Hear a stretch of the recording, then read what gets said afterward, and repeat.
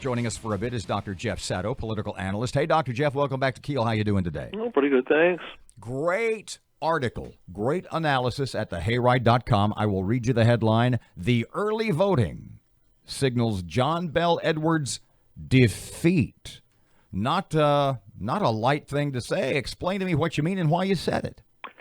Well, we looked at early voting trends. That was the period, several days last week, ended last weekend, and you can compare the turnouts, differential turnouts by party registration to past elections and the party turnout by party in those, at least in the 10 most recent in the last 5 years. And you could see in this early voting period that there was a much smaller gap between Democrats and Republicans. At the state level, there are hundreds of thousands of more people registered as Democrats, but in the early voting totals, which were between 10 and 15% of all registered voters, there was only a gap of a few thousand. And so when you take that and you translate it into a similar turnout level, which is around 40 to 45% for this kind of election, then there's an awful lot of votes that go missing that were there in 2015 for Edwards. Jeff, let me ask you this. A new MasonDixon poll, and I know you're probably familiar with it, shows Edwards beating Rispone 51-43 and beating Abraham 53-38 in a post-primary runoff. Do you buy those numbers at all?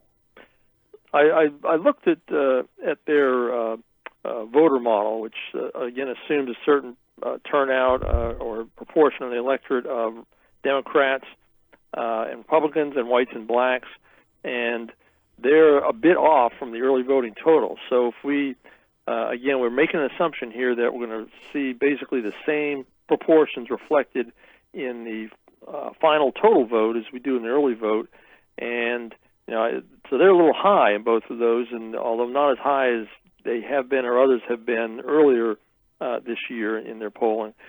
And if you do a kind of adjustment, then you end up knocking off 2 or 3% from Edwards and redistributing to the other candidates. So at least in terms of the sample, no, I don't believe that. And then there's maybe some other issues as well, but that are unconnected to this particular issue. But you actually think, and reading back to your headline, early voting, John Bel defeat, not John Bel runoff. You say John Bel defeat. Well, there'll be a runoff, but I mean he would be defeated in a runoff. That's my point. You are pretty confident that compared to 4 years ago against David Vitter.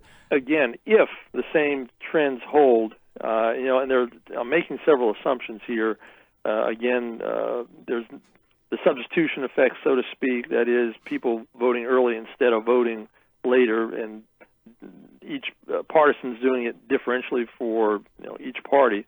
I'm making assumptions like that, but if you hold all those assumptions there, then that's looking again at 2015 numbers. That's the way it would have turned out. So you think John Bel Edwards is going to get all the votes he's going to get this Saturday, and he won't pick up any of those who voted for somebody else Saturday? Well, the magic number is 45. If he can get above 45%, then he's going to be favored going into a runoff. If he doesn't, he's going to be an underdog, and if he doesn't get 40, he's history. But the thing is, you're correct in that most of the people that don't vote for him or whatever Republican makes a runoff are not going to vote for Edwards or not vote at all in the runoff. So there's not much room to grow after Saturday. And again, if he's not within 5%, then he's not likely to win. Rispone, Abraham, what you thinking? I don't know. Looking pretty close right now. I suspect that Abraham's going to pull it out. But it could really go either way at this point. Do you think that Rispone's attacks on Abraham have, if Abraham is in the runoff, do you think those attacks on Abraham may hurt him in the general election or in the runoff, actually? Yeah, well, it's going to. It's just a matter of how much. I don't know it's going to be that much, but certainly some votes were peeled away, and not all of them were peeled away to Rispone. Some are going to head Edwards' way, but but most, those heading to Edwards are not going to be that great. But still, it looks like it's going to be a pretty close election, so could be the difference. Who does a bright sunny day benefit? Oh, the conventional wisdom is that it would help out parties that are strong in rural areas, and that right now probably is Republicans in the state. So yeah, you have nice weather, probably gives the Republicans a fairly small advantage.